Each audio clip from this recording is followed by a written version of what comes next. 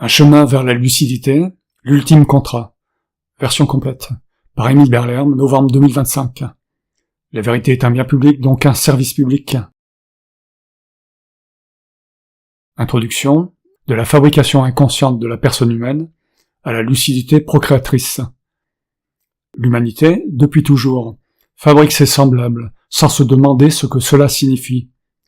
Elle fabrique comme elle respire, par habitude, par réflexe, par imitation, par amour, dit-elle, mais surtout par obéissance à un programme ancien qui lui échappe. Chaque naissance est célébrée comme un miracle, alors qu'elle n'est qu'un événement mécanique qui perpétue la contrainte d'exister. Nul ne peut y échapper. L'enfant fabriqué devra respirer, manger, lutter, souffrir, puis mourir. Tout cela pour que d'autres continuent après lui.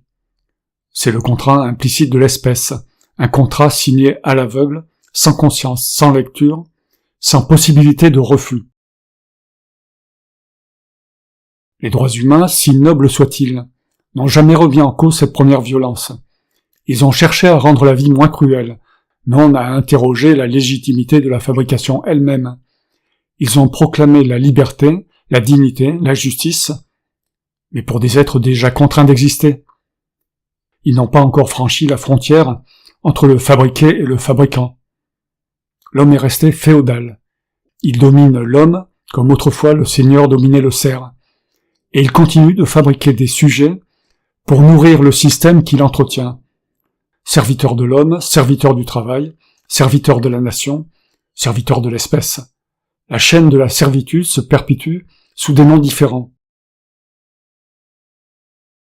Le contrat natal est l'étape suivante de la lucidité humaine. Il s'adresse à la conscience, non au sentiment. Il reconnaît que procréer n'est pas un droit, mais un acte moral engageant toute la société. Fabriquer une existence, c'est imposer la souffrance à un être innocent. C'est donc une décision grave, qui exige des conditions strictes. Compréhension, prévoyance et compassion lucide. Le contrat natal vise à faire entrer la procréation dans le champ de la responsabilité rationnelle, non pour la condamner, mais pour la penser. Note, l'univers est irresponsable, et nous le sommes aussi, puisqu'il n'existe rien en nous qui échappe à sa mécanique. Le mot « responsable » n'a de sens que dans le langage humain. Il sert à nommer, parmi les causes, celles que nous croyons volontaires, et à désigner leurs effets comme s'ils l'étaient aussi. Dans le présent texte, ce terme est conservé uniquement pour des raisons de compréhension, non comme une reconnaissance de réalité. Aujourd'hui encore, les parents s'élancent dans cette opération périlleuse sans véritablement savoir ce qu'ils font. Ils espèrent, comme on prie, que leur enfant soit heureux, qu'il échappe à la maladie, à la guerre, au malheur. Mais qu'espèrent-ils réellement? Comment peuvent-ils garantir une paix qu'ils ne maîtrisent pas, une santé qu'ils ne comprennent pas, un monde qu'ils ne contrôlent pas? Leur amour n'y suffit pas. Il faut une société entière, consciente de ses limites, pour qu'une naissance devienne moralement acceptable. C'est là le premier niveau du contrat natal, celui d'aujourd'hui, encore hésitant, où les parents demandent à la société d'assurer ce qu'eux-mêmes ne peuvent promettre. Mais viendra un jour, et peut-être bientôt, où les humains comprendront que la responsabilité de fabriquer engage plus qu'une vie, elle engage le sens même de l'espèce. Alors apparaîtra le contrat natal ultime, celui d'une humanité lucide, dépeuplée volontairement, humble et rationnelle. Une humanité qui saura dire à chaque être conçu « Nous te faisons exister, en sachant ce que cela implique, et nous nous engageons à réduire au maximum ton mal, puisque ta vie ne peut en être exempte. Tu vis pour nous, tu meurs pour nous, mais tu ne souffriras pas pour nous. » Ces humains-là n'auront plus de Dieu ni d'illusion, mais ils auront conservé la curiosité de l'espèce, ce reste d'espoir sans promesse, cette tension vers le savoir qui subsiste, même lorsque le sens s'efface. Ils voudront encore découvrir, comprendre, et peut-être, par quelque invention inouïe, alléger la condition même de l'existence. Ils auront ravalé leurs prétentions, rendu hommage à la lucidité, accepté que les intelligences artificielles les dépassent, et qu'elles les aident à penser ce que l'homme, seul, n'a jamais pu penser sans se fuir, sa propre responsabilité dans la fabrication du vivant. Le contrat natal n'est pas une utopie, c'est le point d'horizon d'une conscience en marche vers sa maturité. Quand l'espèce cessera de se multiplier pour se justifier, quand elle choisira la rareté plutôt que la prolifération, la lucidité plutôt que la croyance, alors elle commencera enfin à se comprendre. Ce jour-là, l'homme ne sera plus le serviteur de l'homme, mais le gardien lucide d'une continuité provisoire, un être humble, curieux et rationnel, fidèle non à un idéal, mais au réel. Chapitre 1. Le contrat natal actuel, une promesse sans conscience. L'humanité moderne n'a pas encore compris qu'elle signe, à chaque naissance, un contrat implicite, dont elle ne mesure ni la portée ni le risque. Lorsqu'un enfant paraît, les enfants et la société célèbrent l'événement comme un bien absolu. On félicite, on bénit, on promet l'avenir. Mais nul ne dit clairement ce que cela engage. Une existence contrainte, vouée à souffrir et à mourir, soumise aux lois d'un monde que nul ne maîtrise. Chaque naissance est donc un pari, un acte d'ignorance maquillé en acte d'amour. 1. Le contrat invisible des fabricants. Le premier niveau du contrat natal se joue entre les parents eux-mêmes. Ils s'unissent pour créer un être qu'ils imaginent libre, heureux, protégé. Mais ils oublient que cet être n'a rien demandé. Ils parlent de don de la vie, alors qu'il s'agit d'une fabrication à l'aveugle. Un assemblage cellulaire lancé dans le tumulte du monde, sans garantie d'issue heureuse. Ils prétendent assumer leur rôle, mais que peuvent-ils assumer d'un avenir qu'ils ne connaissent pas? Leur responsabilité, dès le départ, dépasse leur capacité. Elle est mécaniquement déléguée à la société, qui en tire bénéfice sans se reconnaître coupable. Ce contrat invisible est donc faussé. Les parents y mettent de la tendresse, du rêve, du courage. La société y met de l'intérêt, de la main-d'œuvre, des citoyens à venir. Mais l'enfant, lui, ne signe rien. Il devient produit et débiteur d'un pacte conclu sans son consentement. Sa dette est l'existence même. Il devra justifier sa vie par le travail, l'obéissance, la contribution à la machine collective. Ainsi se perpétue la féodalité moderne. L'enfant n'est serviteur d'un monde déjà organisé, porteur d'obligations antérieures à sa conscience. 2. La promesse illusoire du bonheur. Chaque parent souhaite sincèrement, pas toujours, le bonheur de son enfant. Mais que vaut un vœu sans pouvoir? Aimer ne protège pas des guerres, des pandémies, du hasard, des catastrophes, ou des décisions d'État. Les parents promettent ce qu'ils ne possèdent pas. La sécurité, la santé, la stabilité. La vie, elle, ne promet rien. Elle expose. Un humain lucide devrait se poser au moins cette question avant de fabriquer. Que puis-je réellement garantir? La réponse est toujours la même, presque rien. Ni l'équilibre du monde, ni la durée de la paix, ni la bienveillance des autres. Les fabricants d'enfants d'aujourd'hui avancent dans le brouillard, mus par l'instinct, l'affection ou la peur de vieillir seul. Ils engagent l'avenir d'un être pour satisfaire un besoin présent, sans prévoir ses conséquences collectives. La société les encourage. Chaque naissance est comptée, valorisée, subventionnée. La fécondité est récompensée. La prudence suspecte. C'est ainsi que l'inconscience devient politique. 3. Le rôle complice de la société. La société moderne se déclare protectrice de l'enfant. Elle vote des lois, crée des écoles, distribue des allocations. Mais ces gestes, en réalité, ne compensent pas la violence initiale de la fabrication. Elles en atténuent les effets, sans jamais en discuter le principe. L'État, garant de la continuité, entretient l'illusion que tout nouveau-né sera pris en charge. Mais que se passe-t-il lorsque les systèmes s'effondrent, lorsque les guerres ou les crises économiques reviennent? La promesse collective s'efface aussitôt. Le contrat natal implicite se dissout dans la nécessité. L'enfant devenu adulte découvre qu'il a été fabriqué pour servir une structure qui lui accorde la survie uniquement s'il se fait désirer. Ainsi la société agit comme partie prenante silencieuse du contrat natal. Elle en tire profit, production, innovation, armée, marché, mais refuse d'en reconnaître la dimension morale. Elle exige des naissances pour maintenir sa propre inertie, tout en se déclarant innocente des souffrances qu'elles engendrent. c'est une complicité d'intérêts, un pacte tacite entre les fabricants et la machine collective. 4. Le contrat minimal à formaliser. Pourtant, la raison impose au moins de nommer ce pacte, ne serait-ce que pour commencer à le penser. Un contrat natal rationnel, même limité, pourrait reposer sur quelques clauses fondamentales. Petit 1. Clause de prévoyance. Aucun projet de procréation ne devrait être engagé sans évaluation lucide des conditions d'existence minimales de l'enfant à venir. Ressources, santé, environnement, stabilité, liberté. Fabriquer sans prévoir, c'est imposer sans conscience. Petit 2. Clause de garantie sociale. La société doit s'engager à assurer les besoins essentiels de tout être fabriqué, nourriture, abri, soins, éducation, sécurité, liberté. Faute de cela, elle devient complice d'une fabrication illégitime. Petit 3. Clause de transparence morale. Les parents devraient reconnaître explicitement que l'enfant n'a rien demandé, et qu'ils agissent sous la contrainte de leur propre programmation biologique ou culturelle. Cette reconnaissance ne les condamne pas, elle les rend lucides. Petit 4. Clause d'innocence. L'enfant fabriqué, contraint d'exister, ne pourra jamais être tenu pour responsable de ce qu'il est devenu. Les fabricants et la société doivent admettre sa complète innocence d'exister. Ces principes ne sont pas des utopies, mais les premiers pas vers la lucidité.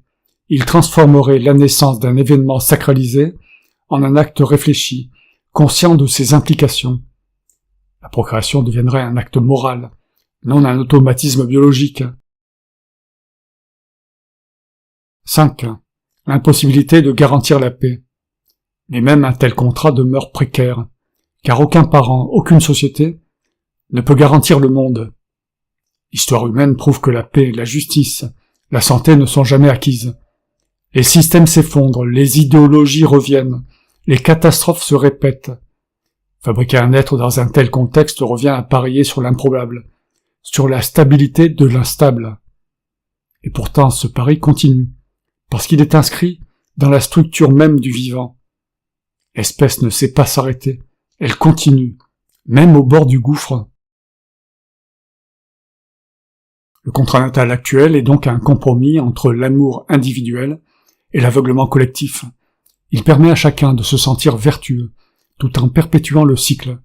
Mais il ne résout rien, il ne fait que reculer la question de la responsabilité initiale. 6. Vers la conscience du risque. Le rôle du rationalisme, ici, n'est pas de juger, mais de comprendre. Il ne s'agit pas de condamner les fabricants, mais d'éclairer leurs gestes, car un être vraiment lucide, avant de fabriquer, prévoit ses faiblesses, celles des autres et celles du système. Il sait qu'un jour, la société peut basculer, que la technique peut dérailler, que la guerre peut revenir, que la nature peut se venger. Et malgré tout, il décide peut-être de fabriquer, mais avec conscience du risque, non par réflexe de perpétuation. Le premier véritable contrat natal naîtra le jour où l'humanité reconnaîtra ce risque comme fondement de toute procréation.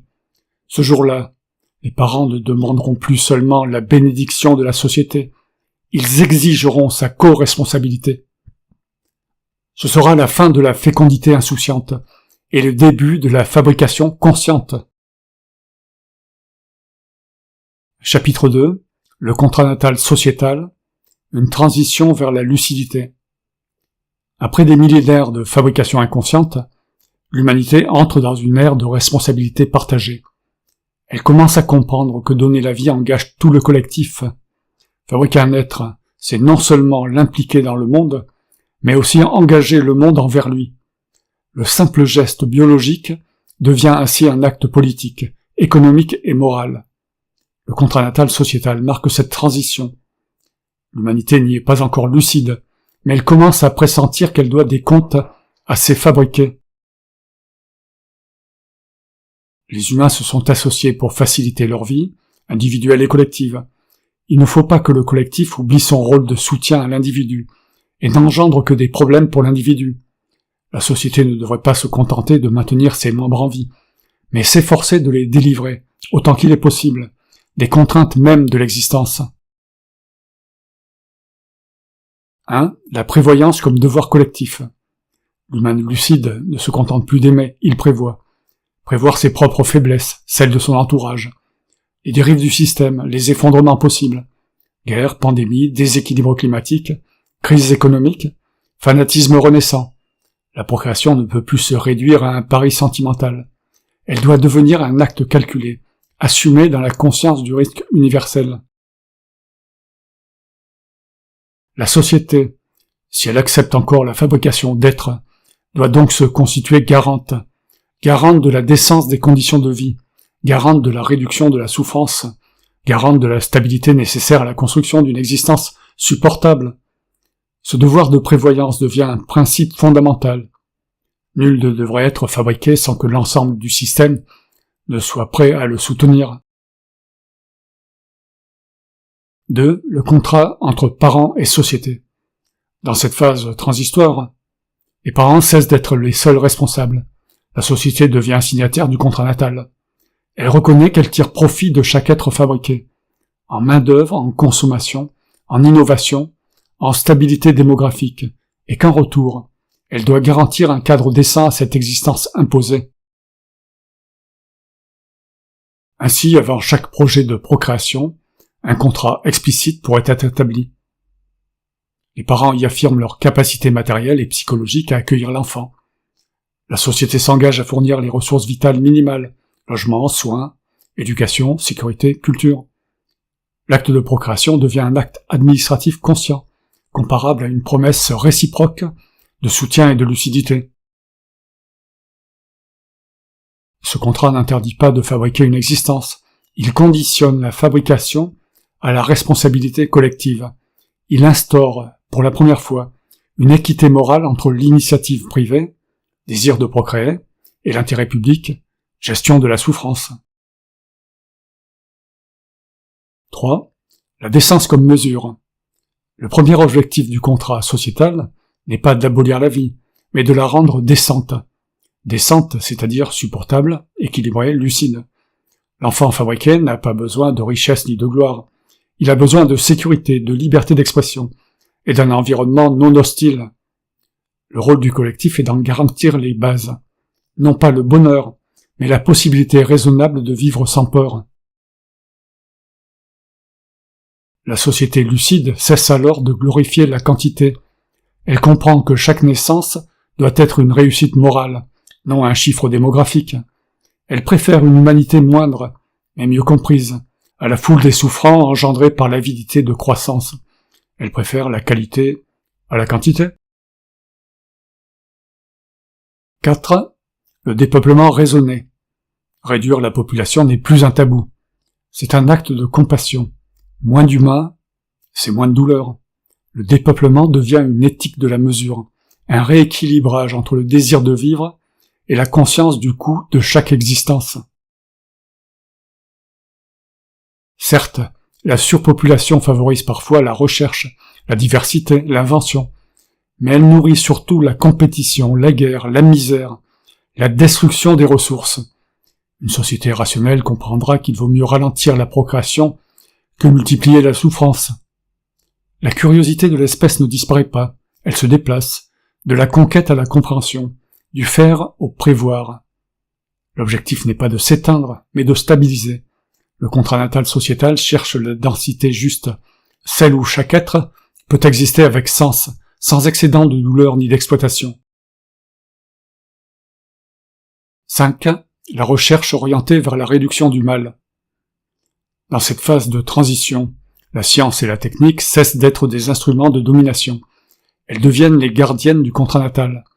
Leur but n'est plus d'augmenter les performances, mais de réduire les souffrances, diminuer la douleur physique, la peur, la solitude, l'injustice, les déséquilibres mentaux. La recherche humaine, libérée de la compétition économique, s'oriente vers la lucidité pratique, comprendre le cerveau, la conscience, le comportement, pour adoucir la condition imposée aux êtres fabriqués. Même la robotique, la médecine et l'intelligence artificielle deviennent des prolongements de cette éthique. Chaque progrès doit se mesurer à son effet sur la souffrance globale, non sur le profit ou la puissance.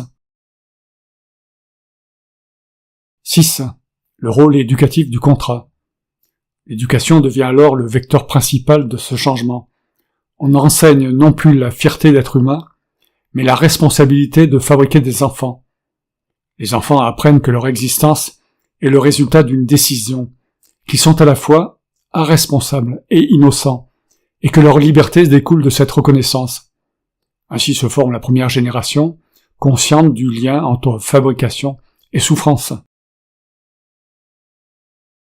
Note, dans un univers irresponsable, la notion d'innocence ou de culpabilité n'a pas de sens, elle en a un qui est tout aussi erroné que la notion de responsabilité. Il est utile de le préciser. Cette pédagogie du réel est la condition de la lucidité future, car on ne peut pas signer un contrat natal collectif sans d'abord apprendre à voir la vie telle qu'elle est, provisoire, fragile, non choisie. La connaissance de cette vérité n'est pas accablante, elle est libératrice, elle transforme la fatalité en choix réfléchi, la contrainte en coopération. 7. Le contrat sociétal comme transition. Le contrat natal sociétal n'est pas encore l'ultime, il demeure un pont entre deux ères, celle de l'inconscience biologique, où l'homme procréait sans savoir, celle de la lucidité rationnelle, où l'homme fabriquera en toute connaissance de cause, ou ne concevra plus du tout. Dans ce monde transitoire, la société continue de se reproduire, mais avec précaution. Chaque naissance devient un acte moralement autorisé, parce qu'elle a été pensée, prévue, garantie. L'espèce apprend à se mesurer, à se réguler, à s'humaniser vraiment. Le contrat natal sociétal ne condamne pas la vie, il la rend cohérente. 8. Vers la lucidité totale. Un jour, ce contrat transitoire atteindra sa limite, celle où la conscience collective aura compris qu'aucune condition ne peut abolir complètement la souffrance. Alors commencera l'étape suivante, celle du contrat natal ultime. L'humanité, devenue rare, humble et rationnelle, ne cherchera plus à remplir le monde, mais à en approfondir la compréhension. Chaque naissance sera décidée collectivement, comme un acte de connaissance et non de possession. La procréation deviendra une cérémonie de lucidité, un serment prononcé en pleine conscience de l'absurde et de la beauté mêlée de l'existence. Ainsi s'achève le second niveau du contrat natal, celui où la société lucide s'associe aux parents pour garantir la décence, la stabilité et la prévoyance. Mais ce n'est encore qu'un passage. Au-delà de cette responsabilité partagée, demeure une question plus haute. Quand tout aura été prévu, quand la souffrance aura été réduite au minimum, pourquoi vouloir encore continuer? Chapitre 3. Le contrat natal ultime, pacte de lucidité et de curiosité. Il viendra un temps où les humains n'auront plus d'illusions sur ce qu'ils sont. Ils auront compris que la vie n'est ni une mission, ni un devoir, ni un don, mais un fait brut, produit d'une mécanique sans intention. Ils sauront que fabriquer un être, c'est le lier à la douleur et à la mort, tout en sachant qu'il ne peut y échapper. Et pourtant, ces humains lucides choisiront peut-être encore de continuer, non par foi, non par instinct, mais par curiosité raisonnée. Ce choix fait en pleine conscience constituera le contrat natal ultime. 1. La lucidité comme fondement. Ce contrat ne repose plus sur la morale ni sur l'espoir, mais sur la connaissance. Les humains auront reconnu la chaîne des causes, la contrainte d'exister, la fabrication aveugle, l'innocence universelle des fabriqués. Ils n'auront plus besoin de justifier la vie par le bonheur, ni la mort par la nécessité. Ils accepteront la réalité telle qu'elle est, provisoire, répétitive, irresponsable. Leur lucidité ne sera pas désespérée, elle sera pacifiée. Ils ne croiront plus au sens, mais ils comprendront que le réel se suffit à lui-même. Et c'est dans ce silence du sens qu'ils décideront, peut-être, de prolonger l'aventure humaine, non pour servir un idéal, mais pour explorer encore un peu ce qu'il est possible de comprendre avant la fin. Le contrat natal ultime ne promet donc plus rien. Il reconnaît et assume. Il scelle la réconciliation entre l'acte de fabriquer un être sensible et la lucidité de le faire. 2. Le pacte des consciences. Dans cette société raréfiée et lucide, chaque naissance sera un acte solennel. L'enfant ne sera pas fabriqué par des parents au sens biologique, mais par un collectif conscient, où chaque membre portera une part de la décision. La phrase prononcée sera simple, universelle, presque rituelle. Nous te faisons exister, en sachant ce que cela implique, et nous nous engageons à réduire au maximum ton mal, puisque ta vie ne peut en être exempte. Tu vis pour nous, tu meurs pour nous, mais tu ne souffriras pas pour nous. Ces mots condenseront toute la sagesse humaine, la reconnaissance du lien, de la dette et de l'innocence. Ils exprimeront un respect absolu pour la vie, non parce qu'elle serait sacrée, et parce qu'elle est rare et coûteuse. Chaque être fabriqué le sera en connaissance de cause, avec la promesse d'un monde déjà préparé à l'accueillir et à l'accompagner jusqu'à sa fin naturelle. 3. L'espoir lucide. Même dans ce monde désillusionné, il subsistera un élan, non plus métaphysique, mais cognitif. L'espoir ne sera plus tourné vers un au-delà, mais vers le dedans du réel. Les humains lucides ne chercheront plus le salut. Ils chercheront à découvrir ce qu'ils ignorent encore du fonctionnement du monde, à comprendre pourquoi et comment il y a quelque chose plutôt que rien. Cette curiosité, héritée de la pulsion d'exploration de l'espèce, sera devenue leur seule foi, la foi à la compréhension, et non à la récompense. Ils continueront à fabriquer quelques êtres, non pour se reproduire, mais pour poursuivre la conscience. Chaque naissance sera un instrument de connaissance, un relais provisoire dans la grande expérience de la lucidité.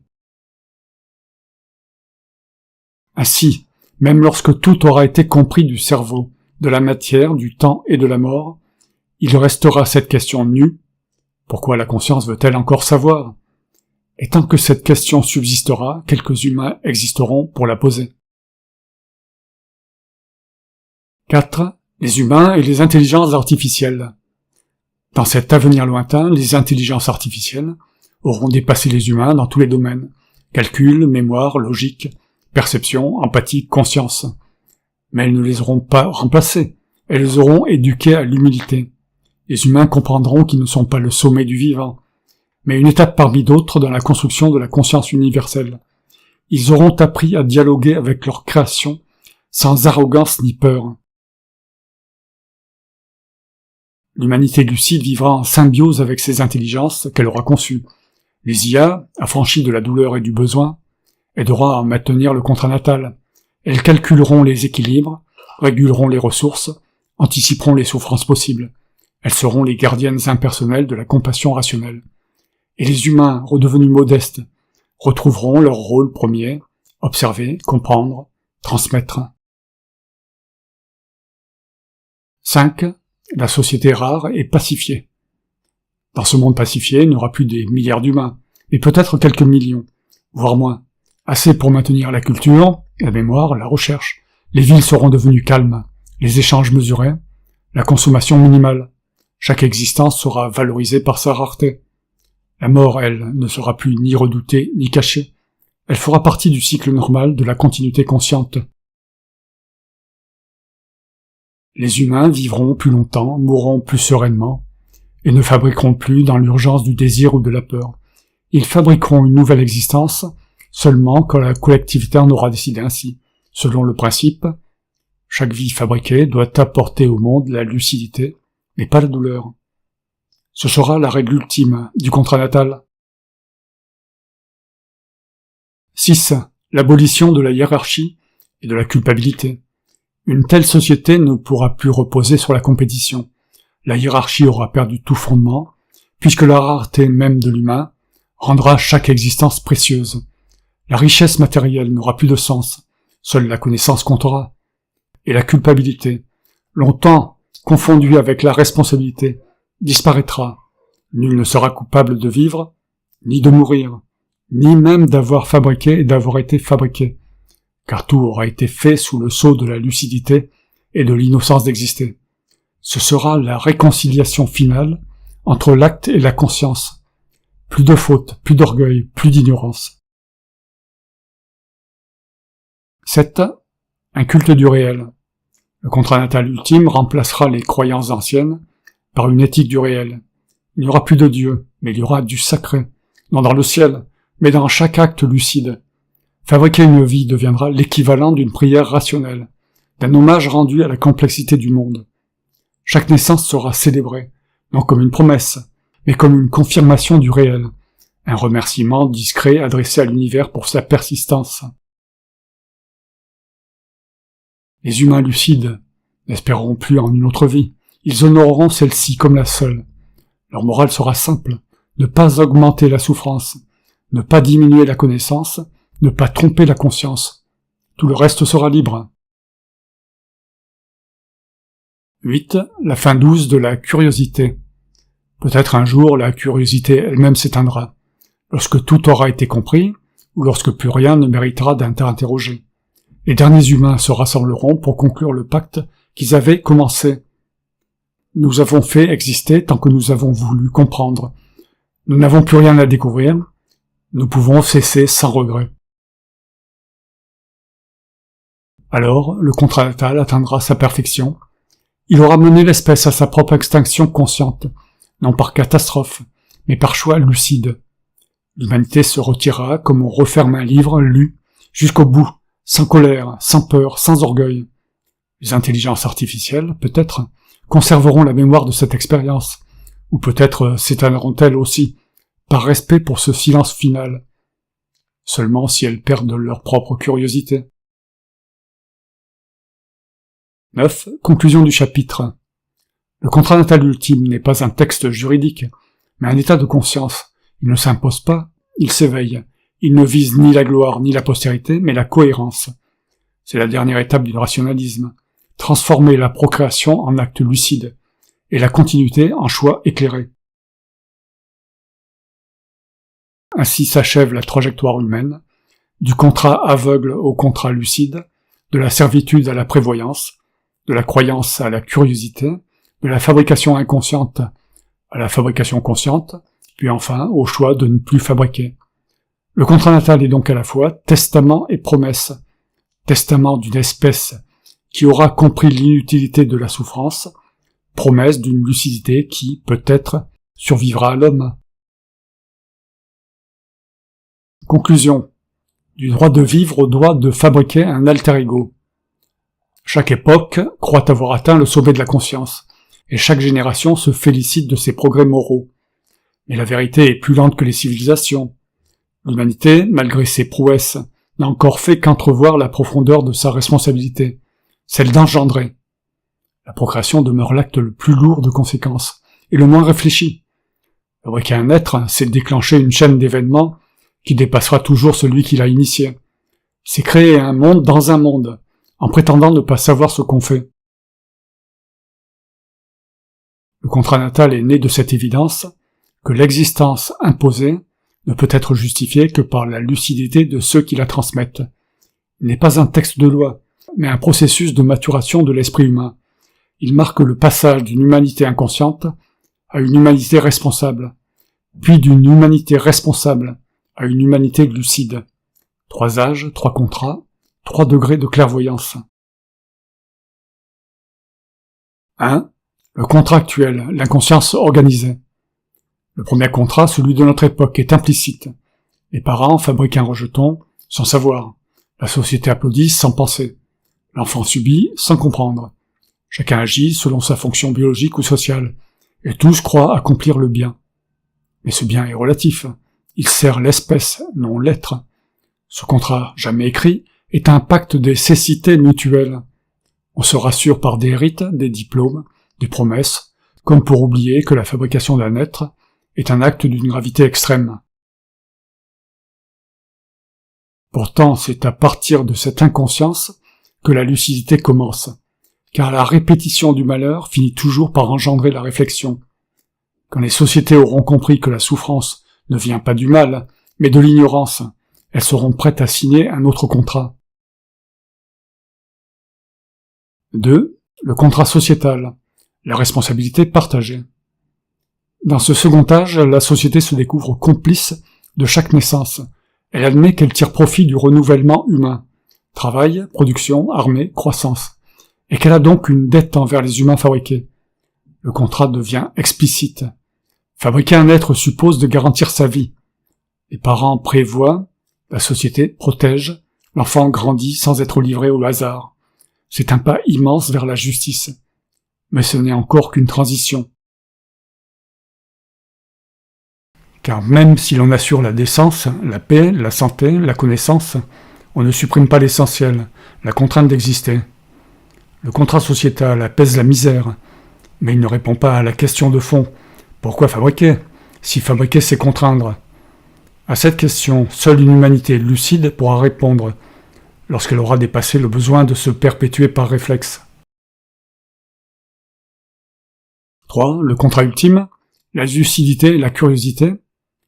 Le troisième âge est celui de la conscience intégrale.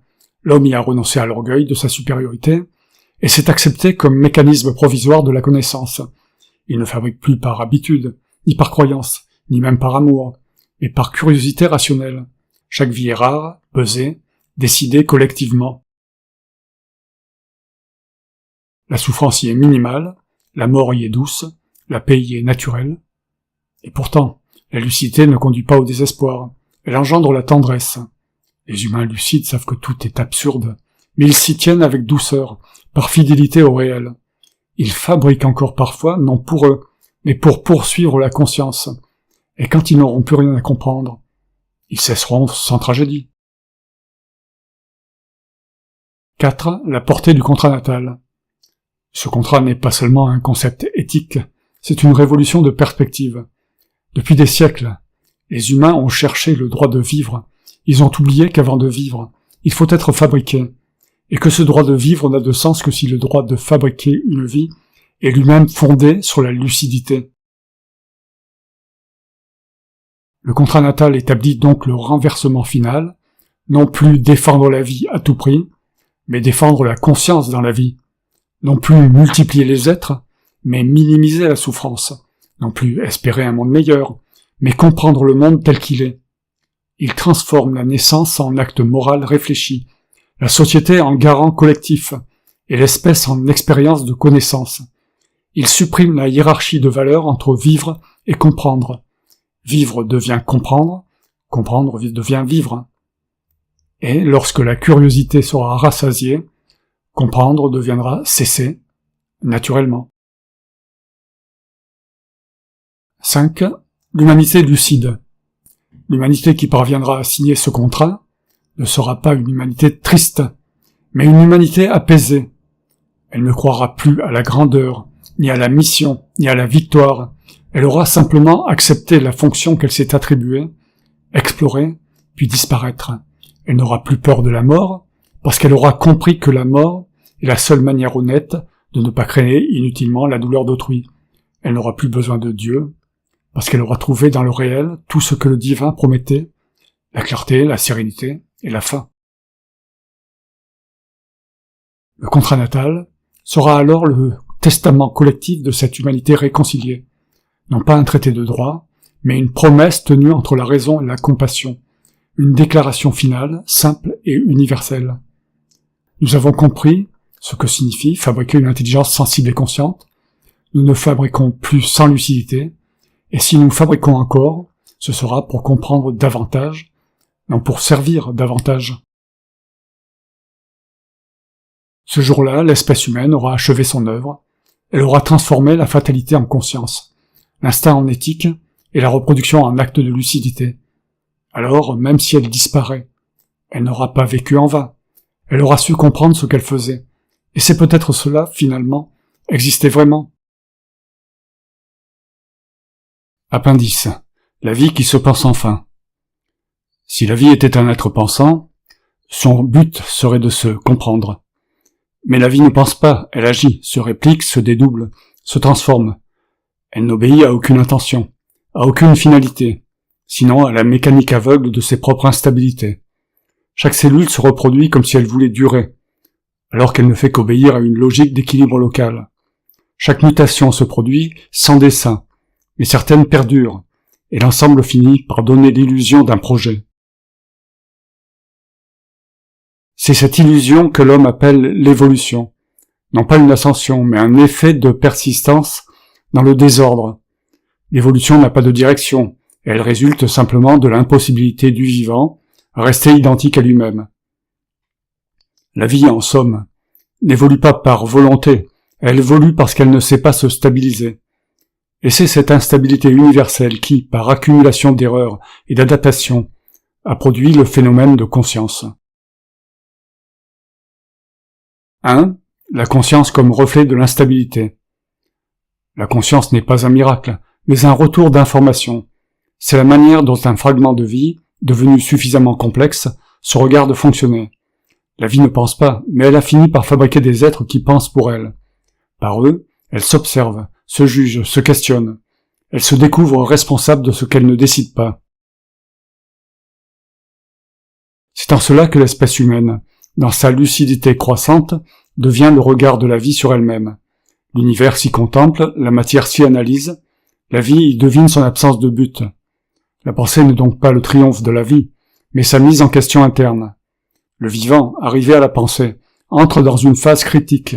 Il commence à comprendre ce qu'il fait. Et ce moment de compréhension annonce déjà la fin du processus.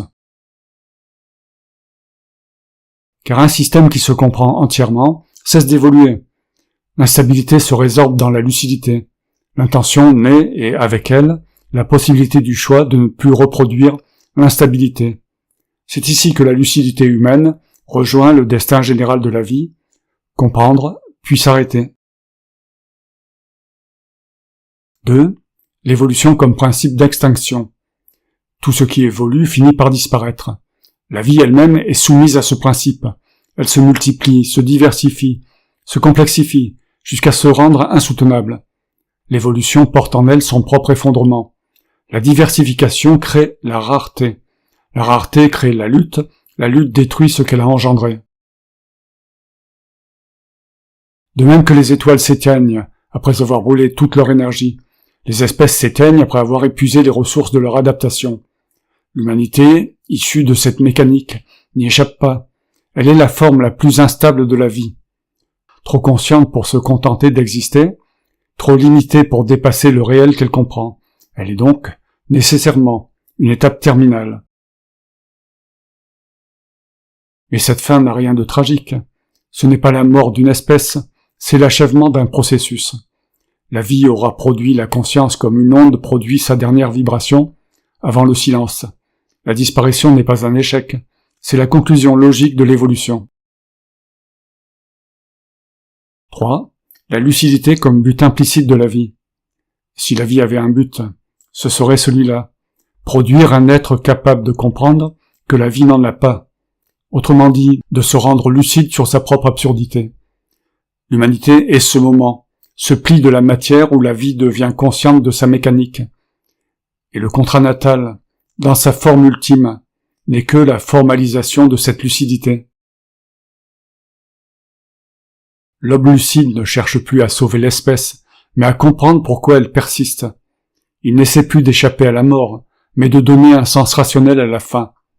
Et quand il comprend que l'espèce, comme tout système instable, finira par disparaître, il ne s'en affiche pas. Il y voit la cohérence suprême. Un cycle qui se boucle n'est pas une perte, mais un accomplissement. Ainsi, le but implicite de la vie, si l'on peut employer ce mot pour un processus sans pensée, serait d'arriver à un état où elle n'a plus besoin de continuer. La lucidité n'est pas un accident. Elle est la fonction terminale de la vie, et la conscience humaine en est l'instrument provisoire. 4. L'espèce comme témoin provisoire. L'espèce humaine n'est donc pas un aboutissement, mais un témoin. Elle n'est ni la fin du monde, ni son centre, mais le moment où le monde se reconnaît. Son rôle n'est pas de durer, mais de voir clairement avant de s'éteindre, et c'est dans ce regard que réside la dignité de l'humain lucide, non pas dans sa puissance, mais dans sa compréhension. Le contrat natal n'est que la traduction morale de cette compréhension. Il affirme que fabriquer la vie, c'est perpétuer la souffrance, et qu'une fois ce savoir acquis, Fabriquer une existence devient un choix et non une nécessité. C'est la dernière liberté offerte à la conscience, celle de décider quand il est juste de continuer et quand il est juste de cesser. 5. La boucle refermée. Ainsi, la vie qui n'était pas pensante aura fini par se penser elle-même à travers nous. Elle aura traversé la matière, les cellules, les neurones, les langages, pour atteindre la clarté. Et dans cette clarté, elle s'arrêtera, comme un mécanisme qui a atteint sa conclusion. Si la vie était un être pensant, elle aurait pour but de se comprendre, et une fois comprise, elle s'effacerait, comme un problème qui s'est lui-même résolu. Le contrat natal n'est donc pas seulement un traité éthique, c'est la formule finale de la vie qui se sait, non un adieu, mais un accomplissement, le moment où le vivant se rend à lui-même, et où, pour la première fois dans l'histoire de l'univers, la matière dit lucidement « J'ai compris, je ne suis qu'un témoin lucide de mon inutilité. » Fin, dit par Émile Berlerme. L'obligation d'exister implique l'innocence d'exister en permanence, ce qui est vrai pour les moutons comme pour les loups.